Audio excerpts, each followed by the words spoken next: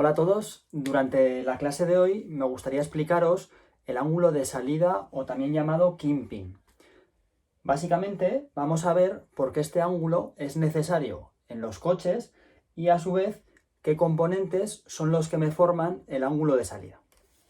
Bien, empezaré explicando la necesidad de este tipo de ángulo en los vehículos.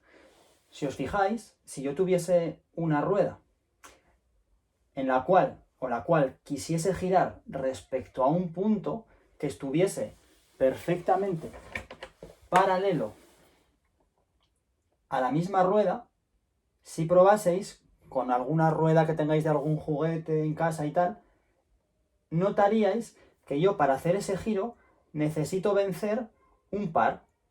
El par es la multiplicación de esta fuerza respecto a esta distancia, P por L1. Entonces, esto, simplemente, esta distancia, L1, que es un radio, el radio a partir del cual yo estoy girando mi rueda, que a esta distancia se le llama radio de pivotamiento, pues me supone un esfuerzo. Entonces, necesito hacer una determinada fuerza para conseguir el giro de la rueda. Sin embargo, si yo al punto respecto al cual giro la rueda lo inclino un poco, como veis en este otro dibujo, si os fijáis en este, está completamente vertical y en este caso, este eje, respecto al cual giro, respecto al cual pivoto, está un poco inclinado.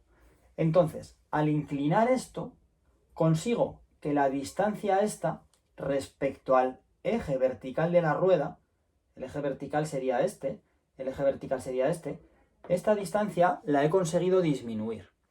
¿Con esto qué consigo? Pues consigo que el par que yo necesito aplicar para girar la rueda es más pequeño. ¿Por qué? Pues básicamente porque esta distancia la he disminuido. Si os fijáis, si yo inclino el eje de pivote, esta distancia que hay entre los dos bolígrafos es más pequeña.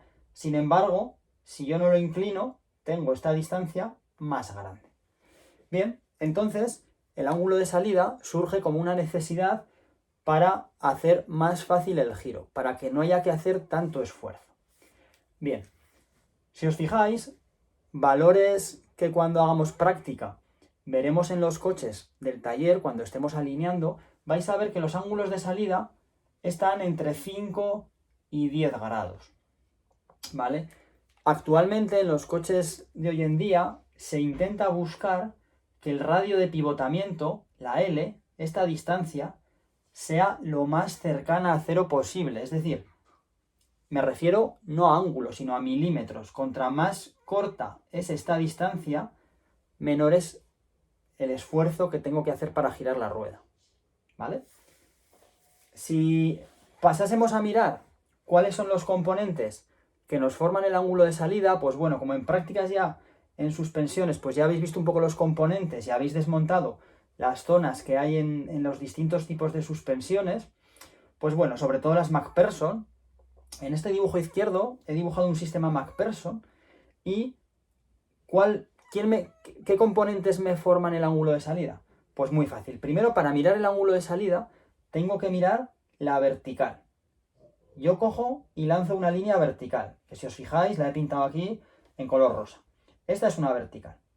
Y luego, si recordáis de prácticas, las suspensiones MacPherson, tenemos la zona de arriba de la torreta, donde va unida la suspensión o el sistema de amortiguación, el conjunto muelle amortiguador, que va unida a la carrocería, y abajo tenemos una rótula, ¿vale? Que bien, pues viene de algún brazo oscilante, bien viene de algún triángulo, viene de algún trapecio, ¿vale? Principalmente de algún triángulo de suspensión.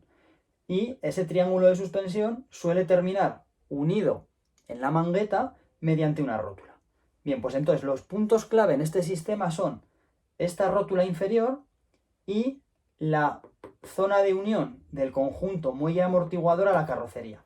Si yo estos dos puntos los uno mediante una línea, que aquí he dibujado en azul, esto es el eje del pivote, o sea, el eje respecto al cual yo giro la rueda. Entonces, este eje respecto a la vertical me va a formar un ángulo. Y este ángulo es el ángulo que llamamos ángulo de salida. Si os fijáis, el eje del pivote respecto al vertical, en este caso, se me cruza en el suelo en este punto. Observar que tal cual lo he dibujado, la L es igual a 0. No he dejado nada de distancia. Esto sería un tipo de diseño de suspensión en el cual, en un vehículo actual, estamos buscando una L muy cercana a 0. Esta L cercana a 0 nos va a dar ángulos de salida entre 5 y 10 grados. Pues habrá coches que tengan 6 grados, otros 7, etc. Y luego otro tipo de suspensión en el cual el ángulo de salida es marcado de forma diferente, es una suspensión de brazos superpuestos. Si recordáis, la suspensión de brazos superpuestos tiene un brazo superior, un brazo inferior, aquí termina en rótulas que son unidas mediante la mangueta, y aquí estaría el conjunto del muelle amortiguador. Bien, pues en este caso, el eje del pivote está formado por la rótula, esta del brazo superior, y esta rótula que tiene el brazo inferior. Entonces, si os fijáis, aquí lanzo el eje del pivote, y luego el eje del pivote, el ángulo lo forma con lo mismo que siempre, con la vertical que forma respecto al suelo el neumático. Entonces, este eje del pivote junto a esta vertical nos forma nuestro ángulo de salida. Al igual que he hecho aquí en el sistema MacPherson, aquí en brazos superpuestos, he hecho lo mismo. He intentado que este eje del pivote respecto a esta vertical tenga una L cercana a 0, porque es lo que a día de hoy más se usa en el diseño de este tipo de suspensiones. Bien, ¿para qué nos vale el ángulo de salida? Sería lo último que me gustaría explicar en este vídeo. Pues principalmente el ángulo de salida, ya os he dicho que si tomamos radios de pivotamiento cercanos a 0, esto provoca que tengamos que hacer menos esfuerzo. Entonces, una de las cosas que favorece tener estos ángulos de salida es que el esfuerzo que yo tenga que efectuar para girar sea más pequeño. Bien, a su vez, otra de las cosas que proporciona el ángulo de salida es la reversibilidad. ¿Qué quiere decir esto? Todos habéis visto que cuando tú giras la dirección, luego automáticamente al soltar el volante vuelve a su sitio. Pues el ángulo de salida es uno de los causantes de esa reversibilidad. Bien, entonces, vista estas dos funciones y estas dos cosas que nos aporta el ángulo de salida, si os parece, si tenéis cualquier tipo de duda, me las podéis comentar en el foro del tema o por correo electrónico, por Hangouts, como vosotros queráis. Vale, pues esto es todo.